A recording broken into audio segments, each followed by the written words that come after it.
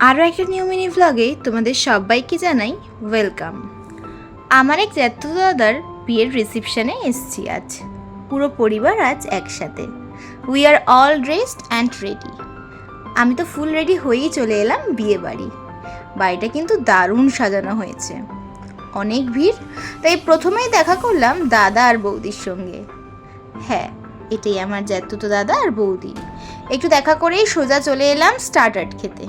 আর স্টার্টারটে নিয়েছিলাম golden prawn fry আর কাবাব।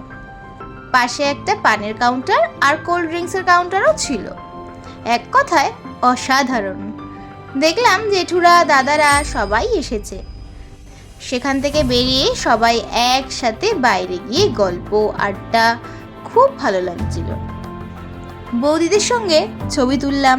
এই যে আমার তিন দাদার বউ। আমার একদিকে রয়েছে বড় বৌদি আর মেজ বৌদি, আর একদিকে রয়েছে ছোট বৌদি। তবে ওদের সবার সাথেই বৌদির তুলনায় বন্ধুত্বের সম্পর্কটাই আমার বেশি। আমরা তুললাম, মারাই বা কেন বাদ যাবে। তাই মা জেঠিমারা সবাই মিলে ছবি তুলল। আমরাও অনেকগুলো গ্রুপ ফটো তুলেছি, স্মৃতিতে ধরে রাখার মতো কিছু মুহূর্ত। এইটা হচ্ছে আজকের আমার ওভারঅল লুকস। তোমরা অনেকেই আমাকে ছবি দেখে জিজ্ঞাসা করেছো যে আমি শাড়িটা কোথা থেকে নিয়েছি। আমার এই শাড়িটা নেওয়া হস্তশিল্প মেলার এক্সিবিশন থেকে। এই শাড়িটার নাম ইঞ্চিপার পিওর সিল্ক। তোমরা অনেকে জিজ্ঞাসা করেছিলে, তাই আমি শেয়ার করে দিলাম। আর আমাকে কেমন লাগছে অবশ্যই কমেন্টে জানিও। বিয়েবাড়ি মানেই সবাইকে একসাথে পাওয়া। এই একসাথে কাটানোর সময়গুলো, মুহূর্তগুলো, স্মৃতিগুলো সব কিছু যাতে আমার এই ছোট্ট ক্যামেরায় একটুখানি ধরে রাখতে পারি, সেটারই আমি চেষ্টা করেছি। আর এই জন্যই এই সুন্দর মুহূর্তগুলো আমি তোমাদের সবার সাথেও ভাগ করে নিলাম। আশা করি তোমাদের সবার ভালো লাগবে। এরপর সবাই একসাথে চলে গেলাম ডিনারে। খাবারের আয়োজন ছিল খুব ভালো।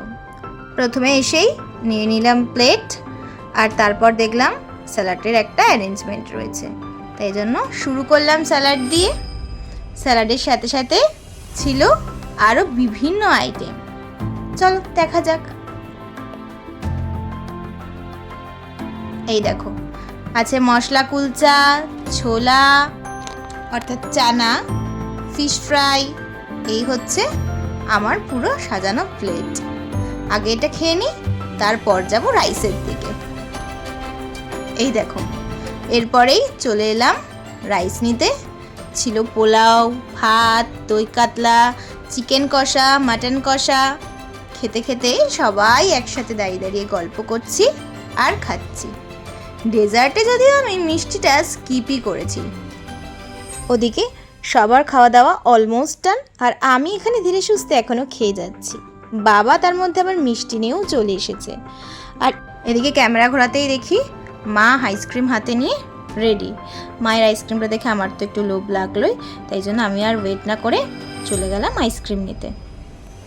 এই দেখো, এদিকে আমার এক দাদা, তাকে আমি বদ্দা বলে ডাকি, আর এটা হচ্ছে কাকু। আর এই ছিল আমাদের ডিনারের গোটা আয়োজন। এই দেখো, এইটা হচ্ছে আমাদের নতুন বৌদি। তোমাদের সবার সাথে আলাপ করে দিলাম।